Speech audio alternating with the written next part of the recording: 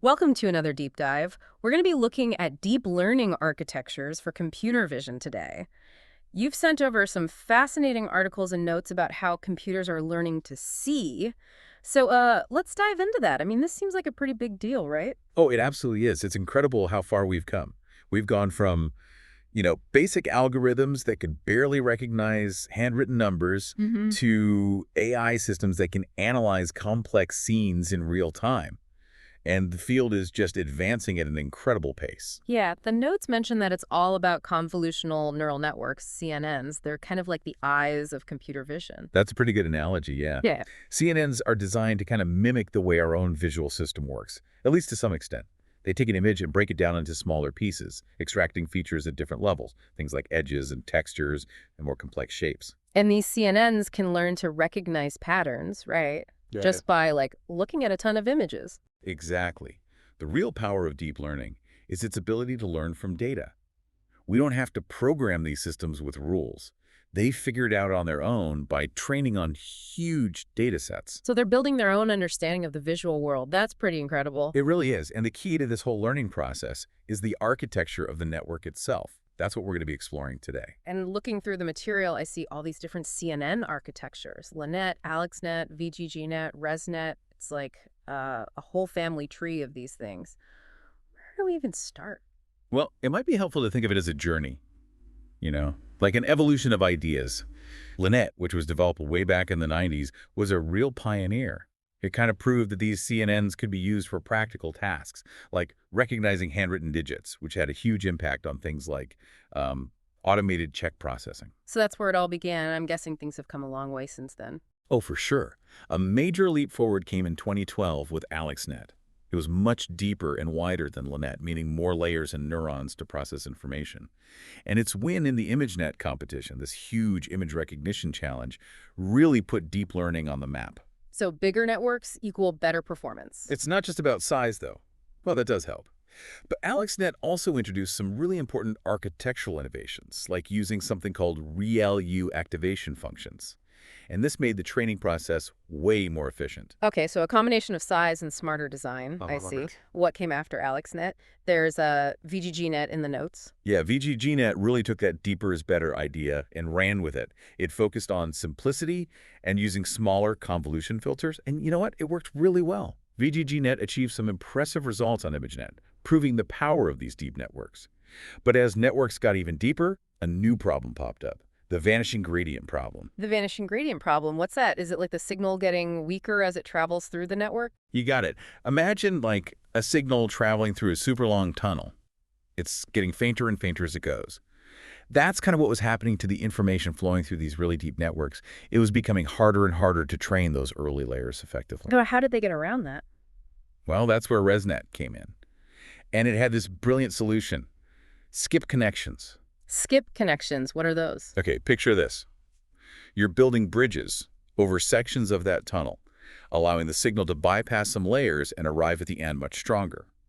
These skip connections allowed ResNet to become crazy deep, over 150 layers. And that led to a huge jump in performance. It was a total game changer. So ResNet literally skips over some layers to solve the vanishing gradient problem. That's clever. It makes me wonder, how did they even come up with these ideas? Well, it just goes to show how ingenious these researchers are. They're always experimenting with new things, borrowing concepts from other areas and just pushing the limits of what's possible. And all this constant innovation has led to a really amazing diversity of architectures. Speaking of diversity, I see something here about inception networks. What's special about them? Inception networks, or you might hear them called GoogleNet, they kind of challenge the idea that just making networks deeper was always the best approach. They brought in this new concept called inception modules. Inception modules, do they have something to do with different levels of detail in the image? You're on the right track. The idea is that not all features in an image are equally important. Some are small and detailed, others are large and more general. So instead of just using one filter size, inception networks use multiple filter sizes at the same time within these modules. This lets them capture different levels of detail all at once. It's like having multiple eyes, each one focused on something different in the image. Does that actually help performance? It does. And it makes the network more efficient too. By using these different filter sizes, Inception networks can get high accuracy with less computing power. And that's super important for applications on devices with limited resources, like smartphones. Makes sense. So we've seen these different architectures evolve, each with their own strengths. What about mobile nets? I'm guessing they're designed for, well, mobile devices. Precisely. With everyone using smartphones and tablets, there's a huge demand for models that can run efficiently on those devices. So mobile nets were designed to do just that. So, like a streamlined version of CNNs for on-the-go use. Exactly. They use something called depth-wise separable convolutions. It's a bit technical, but basically they reduce the number of computations without losing too much accuracy. So from recognizing handwritten digits to understanding complex images on our phones, it's amazing how far we've come. But I have to ask, where does this evolution end? What's next for deep learning architecture? That's a great question. And the answer might surprise you. Remember how we talked about AlexNet's big breakthrough back in 2012? Well, just a few years ago, there's this new type of architecture that's challenging CNNs. And it comes from a totally different field, natural language processing. Wait, natural language processing. You mean like understanding and generating human language? What does that have to do with computer vision? More than you'd think. These new architectures are called vision transformers, or VITs. And they were originally developed for language tasks, but they've been incredibly successful in computer vision too. Are you saying that computers can now understand images the same way they understand language? How does that even work? It's a fascinating development. Yeah. It really shows how connected different AI fields are. Vision transformers use this thing called attention. It allows them to focus on the most important parts of an image, just like we do when we look at something. Wow, that sounds revolutionary. Are vision transformers going to replace CNNs? It's still early, but VITs are already getting state-of-the-art results in some computer vision tasks. So, yeah, they definitely have the potential to change things up. And this kind of cross-pollination of ideas, it's just one of the things that makes deep learning so exciting. There's always something new to discover. That's for sure. We've gone from the early days of Lynette to this cutting-edge world of vision transformers. But I'm noticing a pattern. All these architectures focus on understanding and interpreting images. What about creating them? Can deep learning do that? Absolutely. That's where things get really interesting. We need to talk about GANs, or generative adversarial networks. They're like the artists of the AI world. They can generate these incredibly realistic images, even videos. Okay, now I have to hear more about this. How do GANs even work? Do they have, like, built-in imagination? Well, it's a bit more complex than that, but the idea is pretty cool. GANs have two neural networks that are kind of battling each other. It's like a game.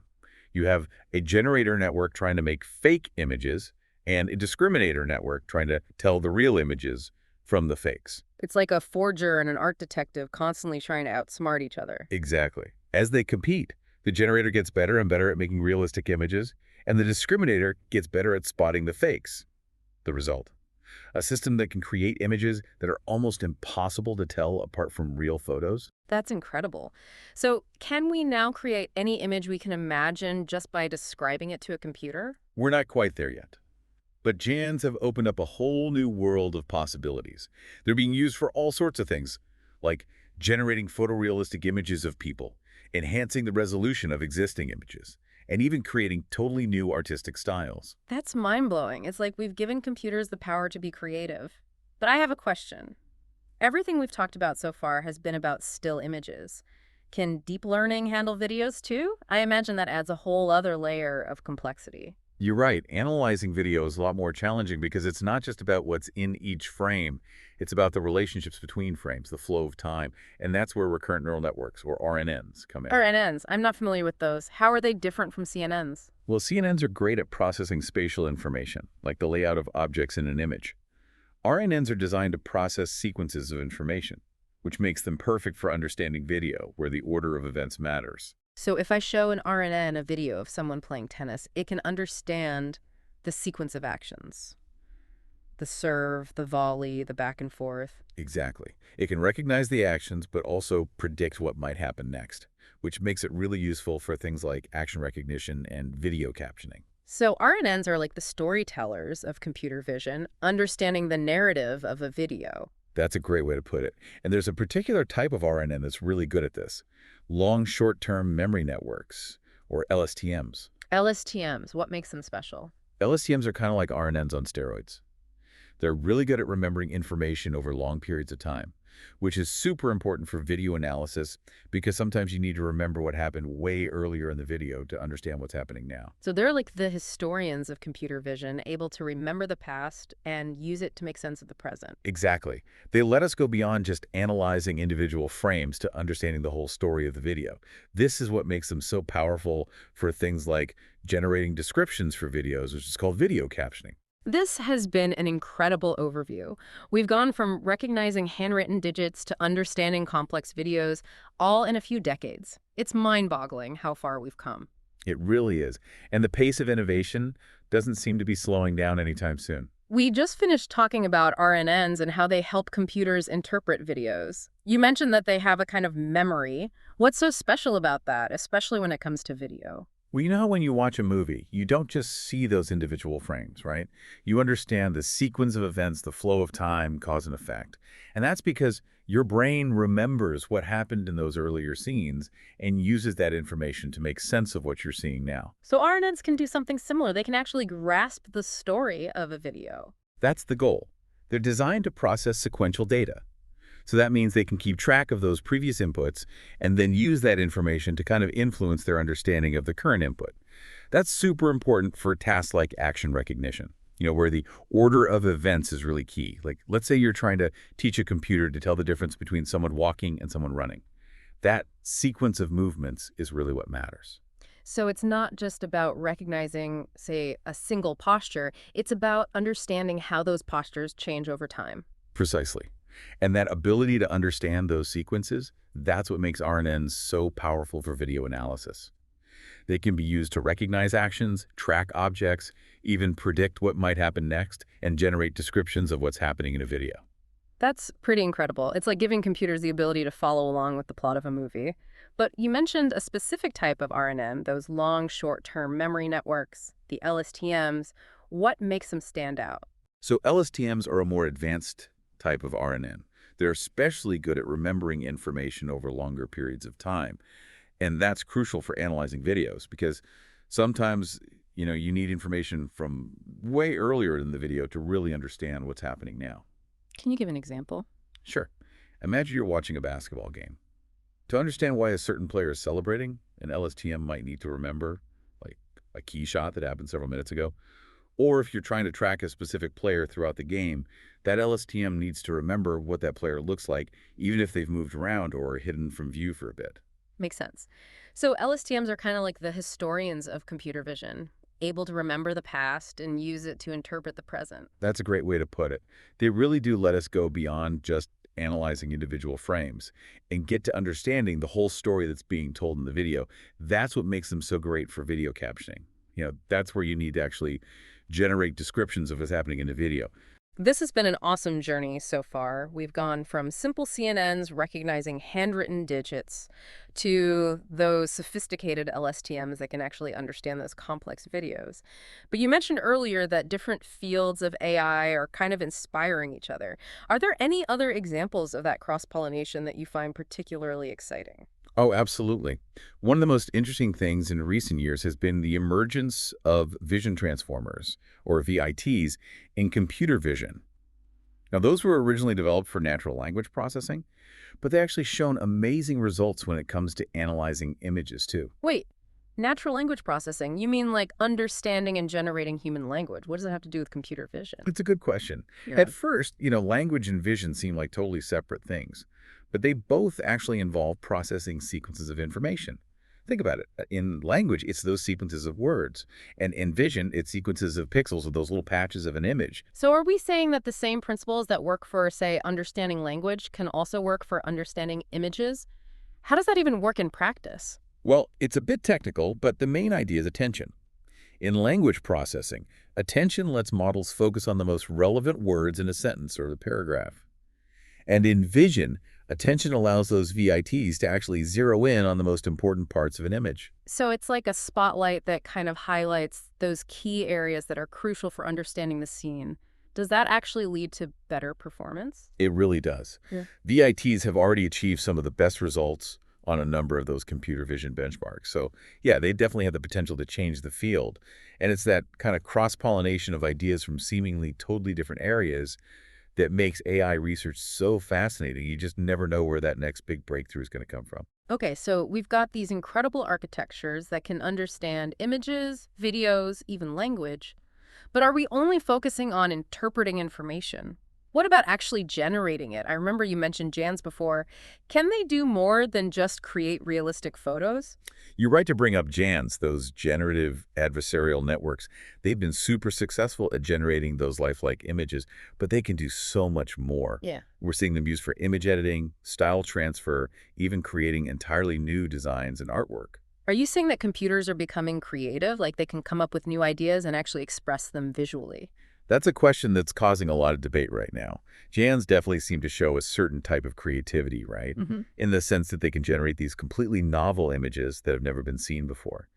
But whether that's true creativity, well, that's a much deeper, more philosophical question. It really is fascinating to think about. So we've got AI that can understand and even generate those images, videos, and language. What's next? Are there any major challenges or even limitations that researchers are still working on? One of the biggest challenges in deep learning is that it still needs huge amounts of labeled data to train these models. Mhm. And collecting and annotating all that data, it's a really time-consuming and expensive process. It's like these AI systems are incredibly hungry for information, and we just have to constantly keep feeding them. That's a great way to put it. And that's one reason why we're seeing so much research into things like self-supervised learning and few-shot learning. Yeah, Those approaches are trying to find ways to reduce the amount of labeled data that's needed. sounds promising. Are there any other big challenges right now? Another one is that issue of explainability that we talked about a little earlier. As these deep learning models get more and more complex, it's getting harder to understand why they're making the decisions they do. That lack of transparency can be a real roadblock, especially in fields like healthcare and finance, where trust is so important. Yeah, I can see that. If you're relying on an AI system to make those big decisions, you really want to know how it's arriving at its conclusions. Exactly. And that's why research into explainable AI or XAI is so important. It's not just about making these systems more transparent. It's about building that trust and making sure that they're used responsibly and ethically. This whole conversation has been incredibly insightful. We've gone from the nitty-gritty of those deep learning architectures to the bigger implications of this technology for society. And it's pretty clear that we're living in a time of crazy fast technological advancement, right? And it's crucial that we approach all this with both a sense of excitement and a healthy dose of caution. I totally agree. Deep learning has the potential to revolutionize so many components of our lives, but it's on us to make sure that it's used for good. And that means asking those tough questions, really tackling those ethical concerns and just ensuring that these technologies benefit all of humanity. Well said. On that note, I think it's time to shift gears a bit. Something that's been on my mind throughout this whole deep dive is that human element. We've been talking about how computers are learning to see, to really interpret the world, but what about our own perception? How does the rise of all this technology affect the way that we see the world? That's a really fascinating question. It's definitely clear that these technologies are already starting to shape our perception in all sorts of subtle ways. Just think about how those social media algorithms are choosing what content we see, and how that can influence our opinions and even our beliefs. Or how facial recognition is being used for surveillance, which raises concerns about privacy and control. It's like these technologies are acting as filters, shaping how we experience reality. Yeah, in a way they are. And as those technologies become more advanced and more integrated into our lives, it's crucial to be aware of their impact on how we see the world and to really think critically about their role in society. That brings up some really important questions. As AI gets better at understanding the world, do we risk becoming too reliant on its interpretations? Do we lose something of ourselves when we sort of outsource our perception to these machines? Those are some deep questions, and there aren't any easy answers. But I really do think it's essential to have these conversations. We need to think carefully about how we bring these technologies into our lives and make sure they're enhancing our human experience, not taking away from it. I completely agree. Technology should be a tool that serves humanity, not the other way around. But thinking a bit more optimistically, I wonder if these technologies could actually help us see the world in new ways we hadn't even thought of before. Like, could they help us see patterns and connections that we might have missed otherwise? That's a great point. AI is already amazing at finding those hidden patterns in data that humans would never be able to spot. As these technologies get even more powerful, I think they have the potential to show us those hidden beauty and complexities in the world around us. It's like they become extensions of our senses, right? Allowing us to perceive things that we couldn't even imagine before. Exactly. That's what makes this whole field so exciting. It's not just about building machines. It's about pushing the boundaries of human perception and expanding our understanding of the universe. I can feel my mind expanding already. This whole deep dive has been such an incredible journey, and I can't wait to see what else we uncover as we continue this exploration. Me too. The world of deep learning is full of surprises, and I have a feeling that we're just getting started. We've talked about how AI is changing how we literally see the world and also how we think about it. It's definitely exciting, a little bit unnerving too. But, I'm curious about something a bit more practical now. What if someone's listening and thinking, wow, this is all so cool, I want to learn more, maybe even work in this field? Where would they even start? That is a great question. And to be honest, there's never been a better time to get into this whole world of deep learning and computer vision. There are so many incredible resources out there now, and the community is fantastic. Everyone's really welcoming and supportive. Okay, so what's the first step? Is it back to school for like a PhD in computer science? Not necessarily, no. I mean, a formal education can be helpful, of course, Yeah. but it's definitely not the only way. A lot of people doing amazing work in this field are self-taught, or they come from completely different backgrounds. The most important thing is that genuine curiosity, that desire to learn, and a willingness to put in the effort. That's good to hear. So where would you recommend someone start? Are there specific online courses or maybe some resources you'd suggest? Oh, absolutely. There are some fantastic online courses and tutorials. Many of them are even free. Platforms like Coursera, ADX, and Khan Academy all offer courses on machine learning, deep learning, computer vision, and there's tons of great stuff on YouTube and other websites too. Sounds great. What about the more hands-on stuff? Which tools or programming languages should someone focus on? Python is definitely the main language in deep learning these days. It's relatively easy to learn, and there's this huge ecosystem of libraries and frameworks built around it, specifically for working with deep learning models. You keep mentioning those libraries and frameworks. Could you explain what they are and why they're so important? Sure. Imagine them as these specialized toolkits that come with all these pre-built components you need to build deep learning applications. So instead of having to code everything from scratch, you can use these libraries and frameworks to put together your models more efficiently. So it's like having a set of Lego bricks, and you can use them to build anything you can imagine. Sounds a lot easier than writing every single line of code from zero. Exactly.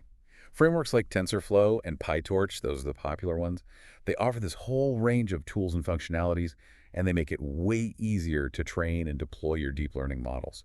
And the best part, they're constantly evolving. New features and improvements are being added all the time. But even with all these great tools, deep learning still seems like it needs a ton of computing power. Is that a problem for someone who's just starting out? It's true that training those complex models can be pretty demanding on your computer, but you don't necessarily need a supercomputer to get going. Cloud computing platforms like Google Colab or Amazon Web Services, they offer access to those powerful GPUs at a really affordable price. GPUs. Aren't those like the graphics cards people use for gaming? That's right. But it turns out they're also amazing for the kind of parallel processing that deep learning needs. So those cloud platforms, you can basically rent those GPUs by the hour, which means you don't have to go out and buy all this expensive hardware to get started. Wow, that's really cool. So anyone, even with a smaller budget, can get into deep learning. Absolutely. And the best part, once you've got those basics, there are endless possibilities to explore. Join those online communities, try those Kaggle competitions, contribute to open source projects. You can even start a blog or a YouTube channel to share what you're learning. This is so inspiring. It sounds like anyone who's passionate about deep learning and computer vision can find a place in this field. I couldn't agree more. Who knows, maybe the next big breakthrough will come from someone who's just starting out right now. It's amazing to think about. Well, I think it's time to wrap up this incredible deep dive. We've covered so much, the fundamental concepts of deep learning, that cutting-edge research, and it's clear that this field is just exploding with new discoveries and applications all the time. It really is an exciting time to be a part of the deep learning and computer vision world. The possibilities are just endless, and the potential for positive impact is enormous.